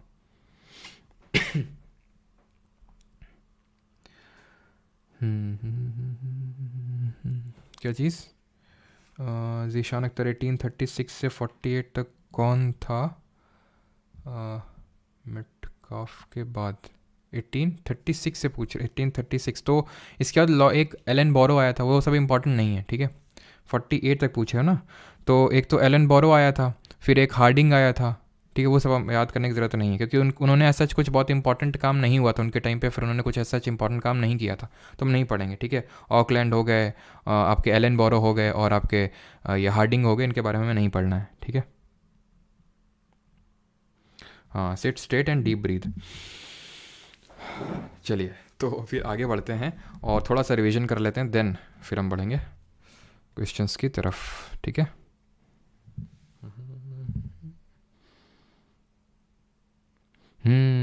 देखो भावना गुप्ता ने सबसे सही पॉइंट यहाँ पे याद दिलाया, एंड दैट इज़ कि इसके टाइम पे वुड्स डिस्पैच भी तो आया था, कल हम लोगों ने पढ़ा था, ये आपने किसी ने याद ही नहीं दिलाया, 1854 में। वुड्स डिस्पैच, जिसको कि हम क्या बोलते हैं, Magna carta of Indian education भी बोलते हैं, ठीक है। तो वुड्स डिस्पैच 1854 इसी के टाइम पे आया था। क्वालिटी है तो सत्यम आई थिंक इतना 1080p 150 रुपये देगा, अच्छा है। चलो भाई, तो रिवीजन स्टार्ट करते हैं। तो आज हम लोगों ने क्या क्या पढ़ा जल्दी से। तो सबसे पहले तो हम लोगों ने पढ़ा कि कांग्रेस से बनने के पहले कौन कौन से सेशंस हुए, तो मतलब कौन कौन से ऑर्गेनाइजेशंस बने। 1836 में बंग भाषा सभा बनी, राजा राम मोहन राय के एसोसिएट्स ने बनाई, नॉट दैट मच इंपॉर्टेंट। 1875 में थोड़ा सा इंपॉर्टेंट है, इंडियन लीग बनी थी, शिशिर कुमार घोष ने बनाई थी। 1876 में थोड़ा सा इंपॉर्टेंट है, लेकिन उससे पहले तो हम दो भूल ही गए। 1866 में, फिर 1867 में ईस्ट इंडिया एसोसिएशन, दादा भाई नौरोजी, लोग जो कि लंदन में बनती, ध्यान रखना, ईस्ट इंडिया एसोसिएशन लंदन में बनाते हैं दादा भाई नौरोजी। देन 1870 में पूना सार्वजनिक सभा, एम जी रानाडे, महागोविंद रानाडे जी बनाते हैं, M G Ranade. Then 1875 Indian league by Shishir Kumar Ghosh, ठीक है, Indian league by Shishir Kumar Ghosh. 1876 Indian association या फिर इंडियन नेशनल एसोसिएशन, इसको बनाते हैं सुरेंद्र नाथ बनर्जी और आनंद मोहन बोस। देन 1884 में मद्रास महाजन सभा, और 1885 में बॉम्बे प्रेसिडेंसी एसोसिएशन, जिसको बनाते हैं फिरोज शाह मेहता, के टी तिलांग और बदरुद्दीन तैयब जी। फिर हमने देखा कि 1884 में एक criminal procedure code amendment act आया, एल्बर्ट बिल उसको बोलते हैं, रिपन के टाइम पे। तो कंट्रोवर्सी क्रिएट हो गई, और कंट्रोवर्सी की वजह से एक पार्टी का जन्म होता है, and that is Indian national Congress. Allan Octavian Hume उसका फाउंडर है, एओ ह्यूम, जो कि एक ऑर्निथोलॉजिस्ट और इंडियन सिविल सर्वेंट था। उसने कुछ लोगों को कलेक्ट करके इंडियंस को एक पार्टी बनाई। 1885 में पहला सेशन हुआ बॉम्बे में, गोकुलदास तेजपाल संस्कृत कॉलेज, जिसको कि प्रिसाइड किया, अध्यक्षता करी वोमेश चंद्र बनर्जी, WC बनर्जी ने। देन हमने देखा थोड़ी सी चीज़ें दादा भाई नौरोजी जी के बारे में, जिन्होंने दूसरा सेशन को प्रेसाइड किया कांग्रेस का, जो 1886 में कलकत्ता में हुआ। 434 लोगों ने हिस्सा लिया, पहले वाले में 72 लोग। तो नौरोजी जी ने 1886, 1893 और 1916, सॉरी 1906 बोलो, 1906 जो आपका हुआ था कलकत्ता में सेशन, इसको प्रिसाइड किया, ठीक। देन ये पहले ब्रिटिश MP थे। नेशनल इनकम और पॉवर्टी लाइन को कैलकुलेट की, रस्ट गोफ्तार इन्होंने पब्लिश की। Poverty and British rule in India नामक किताब लिखी, जिसमें इन्होंने ड्रेन थ्योरी यानी कि निकासी सिद्धांत, धन निकासी सिद्धांत के बारे में बताया, और इनको हम grand old man of India के नाम से भी जानते हैं। कुछ और इंपॉर्टेंट सेशंस की बात करें तो हम कैलकाटा सेशंस जितने हुए इंपॉर्टेंट वाले, उनको समराइज कर लेते हैं। 1886 में नौरोजी जी 3 बार रहे प्रेसिडेंट कांग्रेस के। 1886 में, 1896 में कलकत्ता का हुआ, जहाँ वंदे मातरम गाया गया भाई रविन्द्रनाथ टैगोर, जो कि कंपोज किसने किया था, बंकिम चंद्र चटर्जी। 1896 के बाद हमारा 1911 का, जहाँ पे नेशनल एंथम सबसे पहले गाया गया, राष्ट्रीय गान जनगण मन, ठीक है। तो ऐसे याद कर लो, 1911 में गाया गया, और हम लोग 11 कैसे, 11 थोड़ा सा लाइन टाइप लग रहा है, और हम लोग स्कूल में लाइन लगा के खड़े होते थे नेशनल एंथम को गाने के लिए, है कि नहीं, तो थोड़ा सा वैसे याद कर लो। और 1917 में होता है कैलकाटा में सेशन, जिसको कि Annie Besant, who was the first women to preside this session of Congress, 1917 में। देन ये हमने कैलकाटा के सेशन देख लिए, बाकी के सेशन हम लोग कल से देख लेंगे, इंपॉर्टेंट, तो वो फिर से रिवाइज कराने की ज़रूरत नहीं है, क्योंकि उसमें मैंने ज़्यादा जोर भी नहीं डाला। जो आगे नहीं हम करेंगे वो थोड़ा सा मैं रिवाइज करवा देता हूँ। 1937 में, 1937 में फैज़पुर में सेशन हुआ कांग्रेस को, जिसे नेहरू जी ने प्रेसाइड किया, and it was the first session to be held in a village, ठीक है। बाकी के सेशंस हम लोग करेंगे आगे। And Madan Mohan Malviya most number of time रहे हैं, और विलियम वेडरबर्न एक ऐसा वो रहा है, मतलब अंग्रेज, जो उसने 2 बार प्रेसाइड किया। पहला अंग्रेज कौन था, जॉर्ज ह्यूल, 1888 में 4th सेशन को प्रेसाइड किया, इलाहाबाद में हुआ था। और पहला मुस्लिम कौन था, बदरुद्दीन तैयब जी, मद्रास में सेशन हुआ था, तीसरा वाला 1887 में। और सबसे यंगेस्ट कौन रहे, मौलाना अबुल कलाम आज़ाद, जिनका न्यूज़पेपर क्या नाम है, जल्दी से कमेंट में लिखो, अल हिलाल, ठीक है। तो अब हम बढ़ते हैं क्वेश्चन की ओर, चलिए। अरे यार, फिर से वो डिस्कार्ड पे हो गया क्लिक। तुम लोग का पूरा टेक्स्ट चला गया, सब कुछ चला गया, और पता नहीं कैसे आता है वो Ctrl+Z, तुम लोग बताते हो, आता ही नहीं Ctrl+Z से। ओह, आ गया Ctrl+Z से, तो पूरा आ गया, वाह मैजिक। लेकिन इन स्लाइड वाला नहीं है, फिर से दबाएं क्या? अरे वो चला गया यार, क्या हो रहा है, ये आया था चला गया।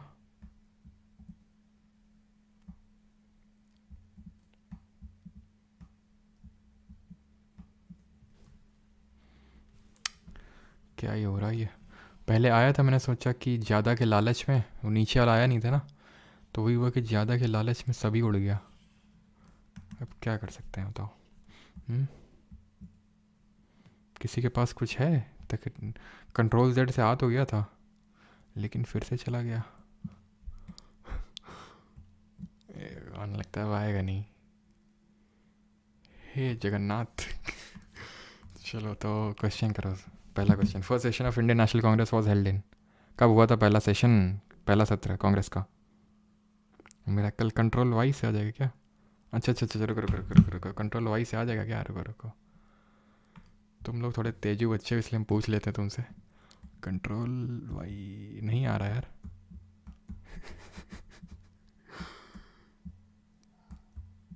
क्या हो रहा है यार ये? तो आ गया आ गया आ गया आ गया आ गया आ गया आ गया, पूरा आ गया। चलो आ गया ठीक, लेकिन वो नीचे वाला नहीं है गवर्नर जनरल। कोई नहीं, थोड़ा उतना मैनेज कर लेना, ज़्यादा के लालच में फिर पूरा ना उड़ जाए। है ना? चलो करो, first session of Indian national Congress. Sir revision रहने दिया करो, सार्थक आप लोगों के कहने पे मैंने रिवीजन स्टार्ट किया। रिवीजन क्यों रहने दें, मतलब थोड़ा सा सही है, क्योंकि मैंने सेशन लिया था ना आपके टेलीग्राम पे, तो आप में से किसी ने रिकमेंड किया था कि सर जो आप करवाते हैं रिवीजन वो हर सेशन में करवाया करिए, बिकॉज आप कुछ में करवाते हैं। तो रिवीजन इसीलिए करवाते हैं ताकि चीज़ें समराइज़ हो जाएं। चलो, और अच्छा बताओ आज वॉइस कैसी आ रही है? First session of Indian national Congress was held at, तो कहाँ पे हुआ था? गोकुलदास तेजपाल संस्कृत कॉलेज बॉम्बे में। पहले तो पूना में होना था, बट प्लेग की वजह से नहीं हुआ था। किसने प्रिसाइड किया था? वोमेश चंद्र बैनर्जी जी ने प्रिसाइड किया था। और दूसरा सेशन हुआ था 1887 में, इसको कि बदरुद्दीन, सॉरी दूसरा नहीं तीसरा हुआ था, ठीक है। दूसरा तो कलकत्ता में हुआ था ना, दादा भाई नौरोजी। तीसरा हुआ था मद्रास में, जिसको कि बदरुद्दीन तैयब जी फर्स्ट मुस्लिम प्रेसिडेंट ने प्रेसाइड किया था, ठीक है। एंड कलकत्ता वाले तो हमने समराइज़ कर लिए थे। कलकत्ता में कौन से इंपॉर्टेंट है? 86, 96 और 86, 96 और 1911 वाला, और 1911 वाला इंपॉर्टेंट था, और 1901 वाला इंपॉर्टेंट था, ठीक है। मस्त आ रही है, ऑलवेज नाइस, नो डिफरेंस, कोई डिफरेंस नहीं है। नया माइक है यार। मुझे लगा तुम लोग थोड़ी सी तारीफ़ों के पुल बांधोगे कि नया माइक है सर, बहुत अच्छी आ रही है, लेकिन किसी ने कुछ बोला ही नहीं। खैर कोई बात नहीं। तो बॉम्बे में हुआ था सेशन ये, ठीक है। उस कलकत्ता के हमने देख लिया। और कलकत्ता वाले क्यों इंपॉर्टेंट है? क्योंकि सबसे पहले 1901 वाले कलकत्ता सेशन में गांधी जी की अपीयरेंस होती है, नॉट दैट मच इंपॉर्टेंट। लेकिन हाँ, नेशनल एंथम और नेशनल सॉन्ग वाले बड़े इंपॉर्टेंट हैं। तो नेशनल सॉन्ग 1896 वाले सेशन में, और लाइन में खड़े होते हैं एक एक करके। तो 1911 नेशनल एंथम कलकत्ता का सेशन हुआ था। In which of the following years was the Indian national Congress split into two groups named as moderate and extremist, यानी कि नरम दल और गरम दल में कब कांग्रेस बट गई? तो ये हम आगे कल देखेंगे। आंसर इसका 1907 है, सूरत में हुआ था सेशन ये, लेकिन हम कल चीज़ देखेंगे इसको ढंग से। Sarojini Naidu was elected first Indian women president of the Indian national Congress at. तो सरोजिनी नायडू कौन से सेशन में बनी थी?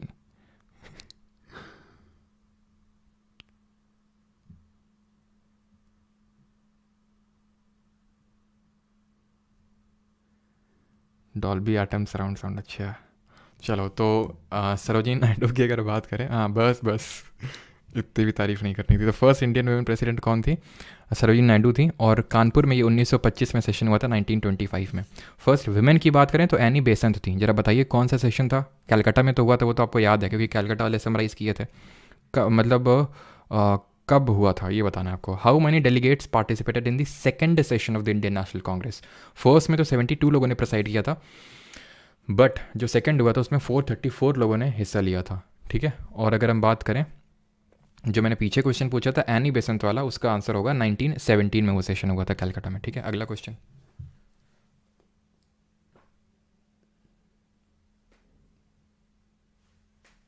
तो how many delegates first session in the first session of Congress सीजल 2022? कितना आसान है, 72, ठीक है। दूसरे में 434 और पहले में 72।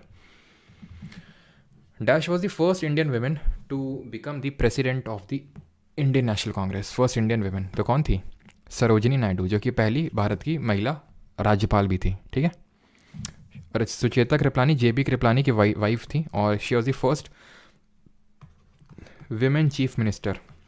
उत्तर प्रदेश की बनी थी फर्स्ट विमेन चीफ मिनिस्टर ये, मतलब पूरे इंडिया की फर्स्ट वुमेन चीफ मिनिस्टर थी, लेकिन उत्तर प्रदेश की चीफ मिनिस्टर बनी थी। Who among the following addressed the Indian national Congress as its president in 1887 में किसने एड्रेस किया? 1887 की बात हो रही है, मतलब कौन सा सेशन है? तीसरे सेशन की बात हो रही है, बिकॉज 85 में पहला हुआ बदरुद्दीन उमेश चंद्र बनर्जी, दूसरा वाला 1886 दादा भाई नौरोजी और 1887 बदरुद्दीन तैयब जी, यानी कि ऑप्शन नंबर बी यहाँ पे सही आंसर होगा। ठीक है, क्वेश्चन नंबर 8, इन 1929 इंडियन नेशनल कांग्रेस का सेशन हुआ था। ठीक है, और यहाँ पे सबसे पहले कंप्लीट इंडिपेंडेंस की बात कही गई थी। तो ये सेशन कहाँ पे हुआ था, जल्दी से बताइए, और किसने प्रिसाइड किया था? नेहरू जी ने प्रिसाइड किया था और लाहौर में हुआ था ये हम लोग आगे देखेंगे, तो रटने की अभी ज़रूरत नहीं है इसको। ठीक है, लेकिन इंपॉर्टेंट बहुत है। In which of the following sessions of INC did George Yule become the president in 1888? कब बना था, तो कब बने थे ये? तो पहला हुआ था बॉम्बे में, दूसरा कलकत्ता में, तीसरा मद्रास में जिसमें कि बदरुद्दीन तैयब जी ने प्रेसिडेंटशिप की थी, और चौथा था हमारा जॉर्ज यूल का इलाहाबाद में। ऑप्शन नंबर बी आंसर होगा यहाँ पे।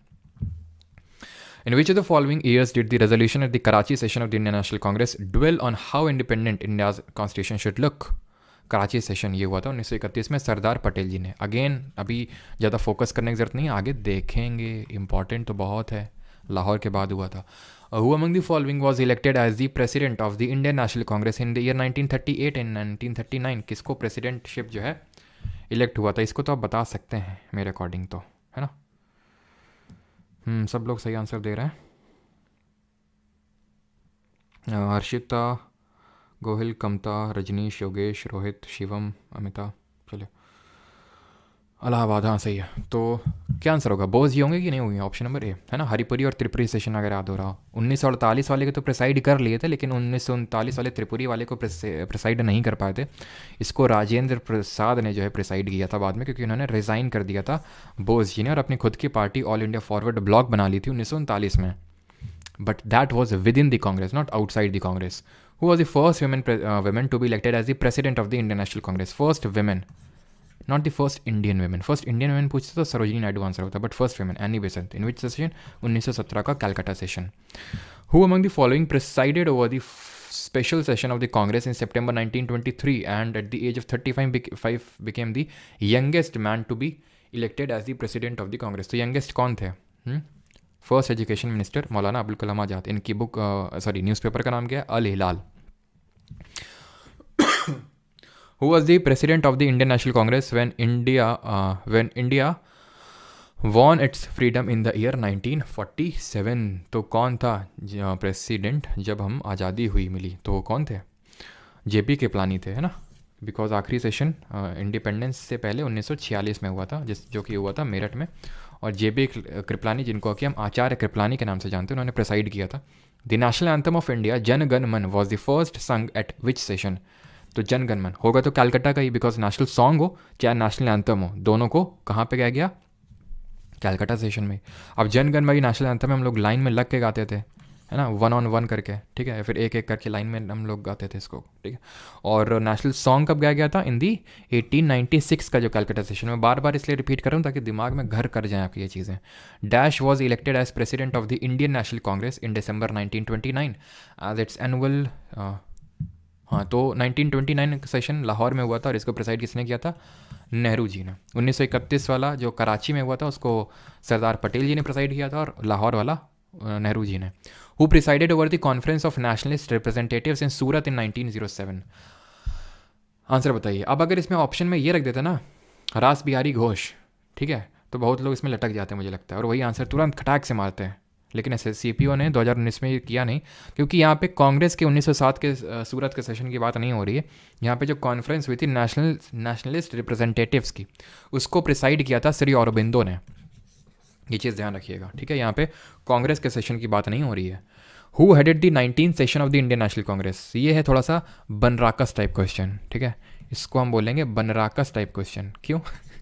क्योंकि इस तरह के क्वेश्चन देख के अगर आपको लगेगा कि भाई मैं 19th भी पढ़ूंगा, 20 के भी पढ़ूंगा, 21st, 22, तो इस तरह से रटने की ज़रूरत नहीं है। ये क्वेश्चन छोड़ने वाले क्वेश्चन में एक है। आंसर इसका तो होगा ना चाहिए गोपाल कृष्ण, एक सेकेंड, 19 सेशन की बात हो रही है, आई थिंक इसका गोपाल कृष्ण गोखले होना चाहिए। मैं भी खुद श्योर नहीं हूँ इसमें, बता दूँ, ठीक है। इसको मैं एक बार करेक्ट कर दूंगा नहीं हुआ तो, ठीक है, बट मुझे लगता है गोपाल कृष्ण गोखले होंगे। बट ये इस तरह से आपको क्वेश्चन याद करने की ज़रूरत नहीं कि भाई 15वां, 16वां, 17वां, 18, 19, 20 इस तरह से याद करने की ज़रूरत नहीं है आपको। Who was the president of Congress during the Belgaum session summit? तो बहुत आसान सा है, ये पहला सेशन था कांग्रेस का जिसको प्रिसाइड किया था गांधी जी ने, ठीक है। तो ओनली सेशन था, नॉट द पहला, but was the only session, पहला और आखिरी भी, ठीक है। तो ऑप्शन नंबर डी। अगला क्वेश्चन है, सर आज आपको देखा था, कहाँ देख लिया अनुभव है कहाँ देख लिए तुम? In which Congress session was the demand for Purna Swaraj adopted, तो किस सेशन में डिमांड अडॉप्ट हुई थी पूर्ण स्वराज की? तो ये लाहौर का सेशन था। मैंने नहीं बताया क्योंकि अभी हम लोग देखेंगे आगे, ठीक है, लेकिन है तो अब कर लेते हैं। नॉन कोऑपरेशन मूवमेंट, ये भी आगे देखेंगे। आंसर इसका नागपुर सेशन होगा, लेकिन आगे देखेंगे, ठीक है। आंसर इसका नागपुर होगा। तो नॉन कोऑपरेशन मूवमेंट एक असहयोग आंदोलन हुआ था, उसको लेके यहाँ पे अडॉप्ट किया गया था यहाँ पे नागपुर में, ठीक है, एक तरह से एंडोर्स किया गया था, ठीक है। Who was the president of the Congress session held in the Calcutta in 1906 में? कौन था 1906 वाला जो सेशन हुआ था? तो हमने देखा था 1906 यानी कि जब बंगाल का पार्टीशन हुआ था, अगला वाला, जहाँ पे 4 रेजोल्यूशन अडॉप्ट किए गए थे, कल देखेंगे डिटेल में। तो ये हमारा नरोजी साहब, ऑप्शन नंबर बी आंसर होगा इसका, ठीक है। अगला क्वेश्चन है, the Indian national association was established इन, बस 5 क्वेश्चन और 5 से ज़्यादा क्वेश्चन नहीं कराऊंगा, ठीक है। Indian national association was established in 1876 by dash in Calcutta. तो इंडियन एसोसिएशन या फिर इंडियन नेशनल एसोसिएशन 1876 में बना था। किसने बनाया था? 2 नाम बताए थे, सुरेंद्र नाथ बनर्जी और Anand Mohan Bose. Option number C answer होगा, ठीक है। बदरुद्दीन तैयब जी ने जो तीसरा सेशन हुआ था कांग्रेस का 1887 में मद्रास में, उसको प्रेसाइड किया था। शिशिर कुमार घोष की अगर बात करें तो इन्होंने 1875 में 1875 में एक पार्टी बनाई थी, उसका नाम जरा बताएंगे कॉमेंट में, क्या नाम था? तो उसका नाम था उसका नाम खौ नहीं था, उसका नाम था इंडियन लीग, ठीक है। उसका नाम था इंडियन लीग, जो शिशिर कुमार घोष ने बनाई थी 1875 में। 24th, the claim for Swaraj और self government within the British empire और on the model of self governing colonies like Australia and Canada was put forward from the Congress platform in 1905। किसने रखी थी? 1905 में। 1905 में कहाँ हुआ था सेशन? बनारस में हुआ था, जिसको प्रिसाइड गोखले जी ने किया था। 1906 वाला कैलकाटा इन्होंने किया था, ठीक है। 25th, the first president of all India trade union Congress. आगे पढ़ेंगे, मैं बता देता हूँ क्योंकि अभी आया है। तो 1920 में बनी थी। नारायण मल्हर जोशी, कल मैंने आपको बताया था, इसको पहला सेशन प्रिसाइड किया था लाला लाजपत राय ने। वैसे हम आगे ही पढ़ेंगे, इसलिए मैं जल्दी से उसको स्किप कर रहा हूँ। Which freedom fighter is also known as grand old man of India? बताइए वो कौन है जिन्होंने इंडिया की पहली नेशनल इनकम दी, पॉवर्टी लाइन दी, रस्ट गुफ्तार पब्लिश किया, पॉवर्टी एंड ब्रिटिश शुल्क इन इंडिया किताब निकाली, जिसमें ड्रेन थ्योरी की बात कही, 3 बार कांग्रेस के प्रेसिडेंट रहे, फर्स्ट ब्रिटिश एमपी रहे, none other than Dadabhai Naoroji. Option number C. 27th, second last question आज का, बिकॉज मैंने आपसे प्रॉमिस किया था 5 क्वेश्चंस का। तो was the chairman of the economic programme committee that was formed by all India Congress committee in 1947? कौन जो इकोनॉमिक प्रोग्राम कमिटी बनी थी उसके चेयरमैन थे? पुरुषोत्तम दास ठाकुर दास, जवाहरलाल नेहरू, दादा भाई नौरोजी या फिर सुभाष चंद्र बोस? तो सही आंसर होगा ऑप्शन नंबर, अच्छा उदित कुशवाहा बोल रहे हैं 19 सेशन का लाल मोहन घोष होंगे। अच्छा ठीक है, देख लेंगे एक बार, ठीक है। तो आंसर क्या होगा? इसका आंसर होगा option number B, Jawaharlal Nehru थे, ठीक है। इसको प्रिसाइड किया था उन्होंने, जो इकोनॉमिक प्रोग्राम कमेटी बनी थी। तो जो नेशनल प्लानिंग कमेटी बनी थी 1938 में, जो बोस जी ने बनाई थी, उसके भी पहले प्रेसिडेंट यही थे, और इकोनॉमिक प्रोग्राम कमेटी के भी यही थे। And the last question for the day is, वो अमंग द फॉलोइंग लीडर्स किसने अटेंड की थी? ये अभी के लिए नहीं है, वैसे आंसर तो गांधी जी होंगे इसके, लेकिन अभी करना नहीं है इसको हम लोग को, ठीक है। चलिए, और यहाँ पे आज का सेशन होता है हमारा ख़त्म। बाकी के 2 क्वेश्चन आपके होमवर्क हो जाएंगे, ये मैं दिखा देता हूँ, क्या, ठीक है। बड़ा आसान सा क्वेश्चन है, आप तुरंत मैच कर सकते हैं इसको। 2 भी मैच कर लेंगे, सरोजिनी नायडू वाला और सुभाष चंद्र बोस वाला, तुरंत निकल आएगा इसका आंसर, ठीक है। और ये वाला क्वेश्चन, ठीक है। तो कौन था? चलिए, तो यहाँ पे हमारा आज का सेशन होता है ख़त्म। अच्छा 19 सेशन लाल मोहन घोष होगा, ठीक ठीक ठीक। चलो तो वही कर देता है, आगे मत बढ़ो भाई, रुक जाओ रुक जाओ रुक जाओ। कौन सा? अच्छा क्वेश्चन नंबर बताओ कौन सा था, क्वेश्चन नंबर कौन सा था?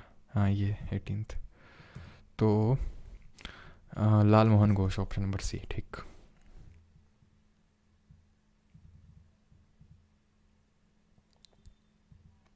हाँ 1833 में दरोगा पुसिंग ऐड कर रहे हैं कि बेंटी के टाइम पे मैकुले मिनट आया था, बिल्कुल सही। 1833 में एक चार्टर एक्ट आया था, तो हम वहाँ पे पढ़ेंगे कि अरे यार चल जाओ, मैकुले मिनट आया था। कल में हम लोगों ने देखा था ना, मैकुलेज मिनट आया था।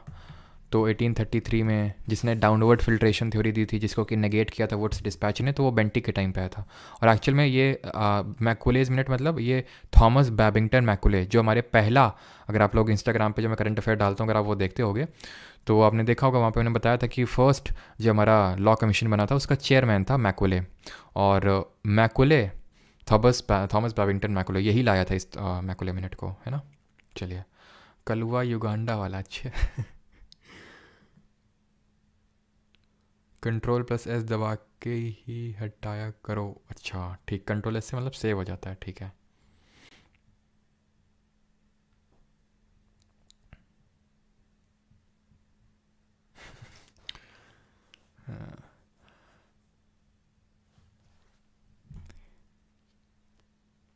प्रोक्रेस्टिनेशन, क्या बताना है प्रोक्रेस्टिनेशन के बारे में?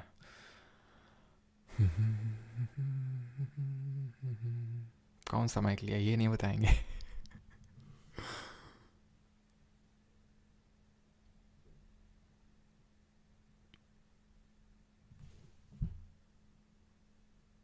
सर जयपुर मीटअप रख लो, अच्छा कब रख लें बताओ?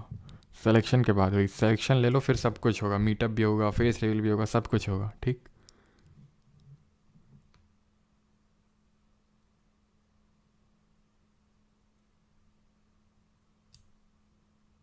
Deep breath and sit straight, okay,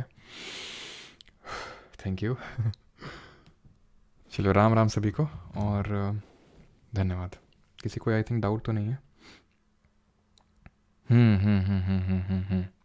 बिल्कुल, पपाई दास ने एक चीज़ सही ऐड करी है, दैट इज़ हंटर कमीशन आया था, ठीक है, उस चीज़ को भी ऐड कर लीजिएगा यहाँ पे। हंटर कमीशन आया था और ये चीज़ सही ऐड करी है, रिपन जी के टाइम पे आया था, 1882 में ही आया था। यहाँ पे मैं एक सेकेंड इसको लिख लीजिएगा, ठीक है। रिपन के टाइम पे आया था ये, हंटर कमीशन था, 1882 में आया था ये हंटर कमीशन, जो कि एजुकेशन से रिलेटेड था, ठीक है।